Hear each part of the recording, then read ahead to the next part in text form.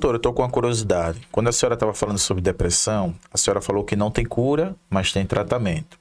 Vamos lá, no caso. Tem pessoas que descobrem depressão na infância, outros Tardiamente. adulto, né? Quando ela acaba tendo depressão. E aí elas fazem tratamento e tal. Eu não sei se a senhora sabe explicar o porquê a pessoa tem depressão, se é genético, ou se são as coisas da vida que levou.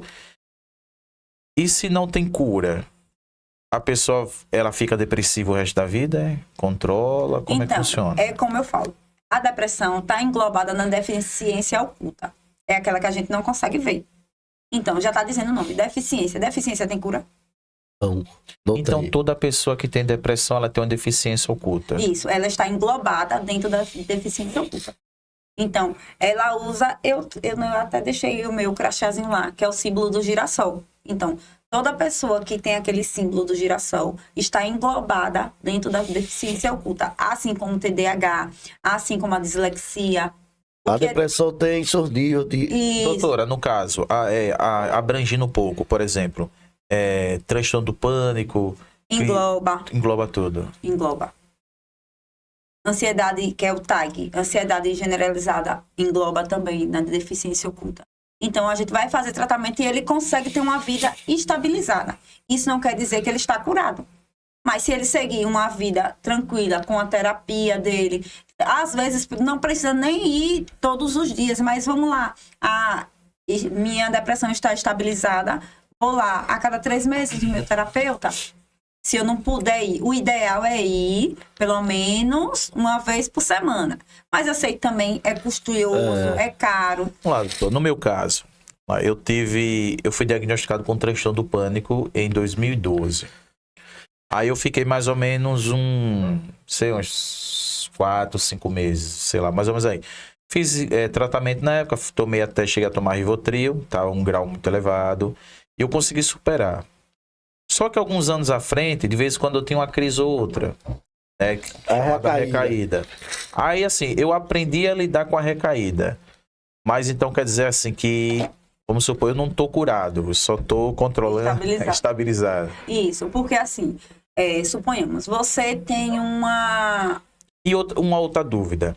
Por que eu só vim ter crise do pânico com 26 anos de idade? Porque você teve algum nível de estresse ou frustração muito intensa que só foi desencadeado nesse período de tempo. Desencadeou uma deficiência que eu tinha oculta, é isso? Isso.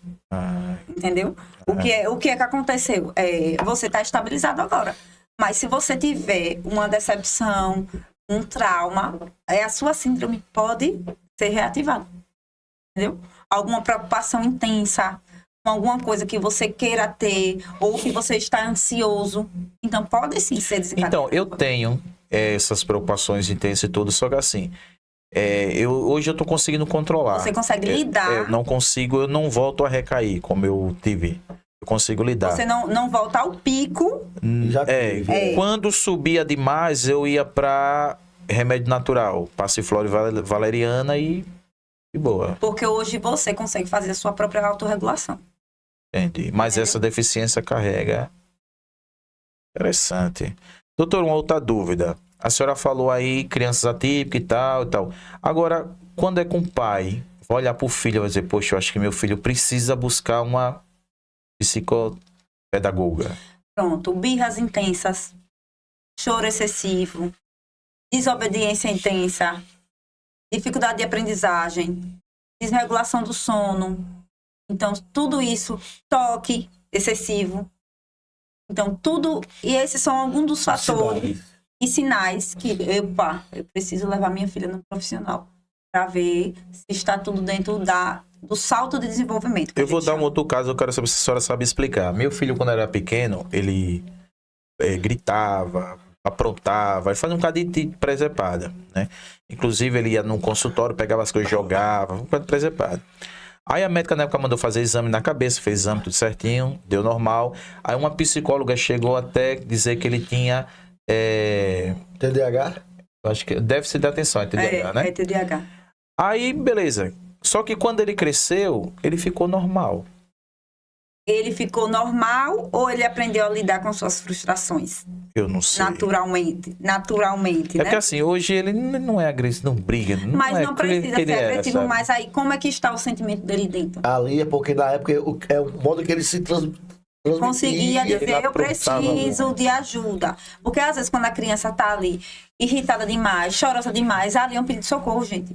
Quer dizendo, eu tô precisando de ajuda, meu pai me Agora, ajuda. no caso, ele tem déficit de atenção. Ele não consegue ficar muito atento a uma coisa. A senhora consegue tratar esse caso? Tipo, Sim. amenizar ou resolver? É, a gente Resolver não vai, né? Porque a senhora resolver, falou que é uma deficiência. Mas a gente pode sim fazer um tratamento para que ele consiga lidar com os fatores externos, que a gente chama.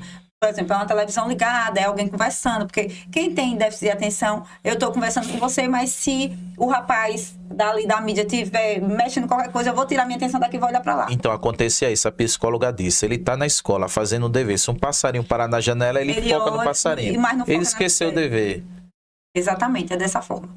Então, a gente vai trabalhar no consultório para que ele consiga.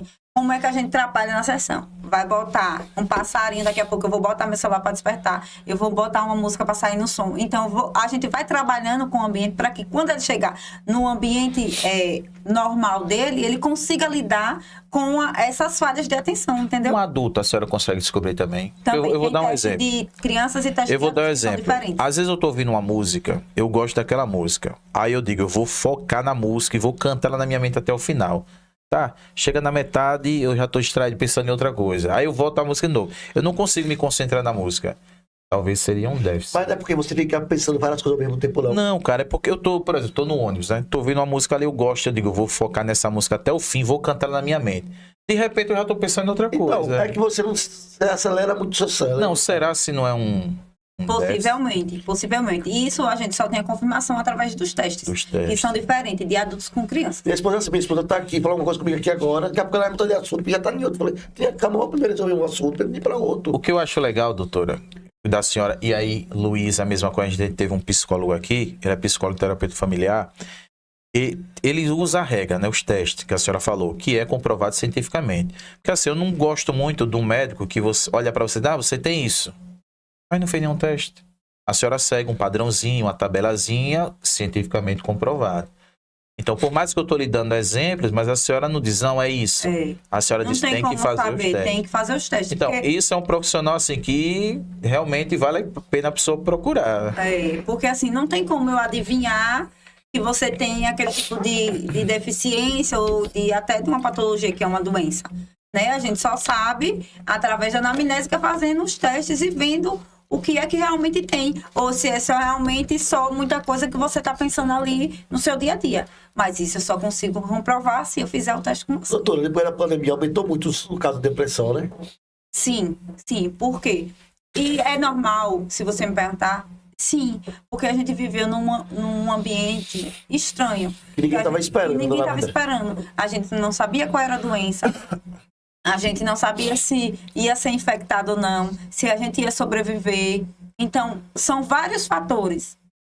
Entendeu? Por isso que saiu aí hoje, mas hoje tudo é autismo. Mas há 10 anos atrás, a gente não tinha até os testes mesmo, vários Então, testes. a minha dúvida é essa. Os casos aumentou ou a ciência evoluiu e está conseguindo identificar mais? A ciência evoluiu e está conseguindo identificar. Porque, vamos supor, eu tenho 31 anos. Na minha juventude, uma criança que fosse autista era tido como, me perdoe a palavra, retardado. Caramba, eu tenho 35, não tenho nenhuma formação. Então, hoje não, a ciência evoluiu, hoje os profissionais estão se capacitando para melhor dar essa assistência. Então, não é que aumentou drasticamente, é que a ciência... Agora estão cuidando. Estão cuidando. E outra coisa, mesmo aquelas pessoas de baixo nível social estão tendo, mesmo que demore 1 ano, 2 anos, está tendo acesso aos profissionais capacitados para ser diagnosticado. Também tem muito Que antes isso. não existia. Que antes não existia.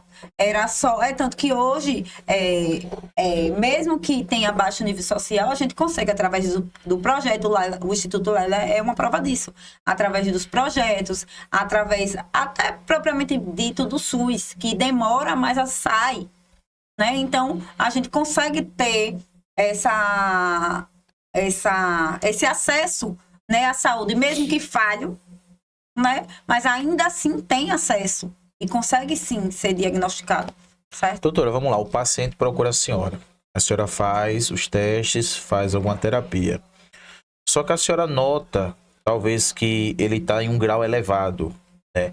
Nesse caso, a senhora provavelmente vai entender que ele necessita de uso de medicamento. É. A senhora encaminha para que médico específico? Eu posso encaminhar para o psiquiatra infantil, se for para criança, ou psiquiatra normal, ou neurologista, certo? Que pode ser neuropediatra ou neurocirurgião, certo? Só para fazer o quê? Ele já vai sair lá com o laudo técnico, com o relatório, com todos os testes, tudo bonitinho, vai levar no médico. Ó, eu já fiz todos os testes, mas eu vou lá fazer na prescrição que precisa o uso da medicação. Eu vou dizer qual é a medicação? Não. Quem vai dizer é o médico. É só ele que pode atestar, porque ele fez medicina e eu não. Certo? Mas eu posso sim fazer a investigação, fazer todos os protocolos, mas quem vai passar a medicação é o médico formado em medicina. Certo? Então, o que eu tive na época no médico, né? O médico deixou bem transparente. Ele dizia, olha, o remédio é um paliativo, mas você precisa de um psicólogo para curar a doença, a ferida, né? Então, vamos lá. O médico vai passar o medicamento, mas precisa do acompanhamento com a senhora para... Todos os casos. Todos os casos. Necessita de um especialista. E um especialista, porque o médico, ele fala sabiamente, a medicação vai ser o paliativo. Mas eu tenho que ir na fonte do problema. A gente vai ter esse acesso na fonte. O que é que está causando, desencadeando uma síndrome do pânico? Foi um trauma. Às vezes é um trauma da sua infância. A gente faz um portagem que chama, que é um dos testes, que é feito na primeira infância, mas que a gente hoje também vai aplicar nos adultos, que é para ver se você teve algum trauma na sua infância. Não, é interessante que a gente teve aqui Juliana Vargas, ela é hipoterapeuta sexual. Hipnoterapeuta sexual, né? Aí ela identifica esse mesmo problema, ela diz que vai no fundo, tal, não é exatamente uma hipnose, né? Mas ela tem uns testes lá que vê traumas da infância, que às vezes, no caso, traumas da infância afetou o adulto. Com certeza. Isso. Então, é uma grande preocupação da gente que é terapeuta, que é para ver como é que a gente vai identificar. A gente tem que saber da sua vida da primeira infância, porque às vezes é o trauma da primeira infância, é quando acontece. Eu recebo também muito paciente quando os pais se separam. Por quê?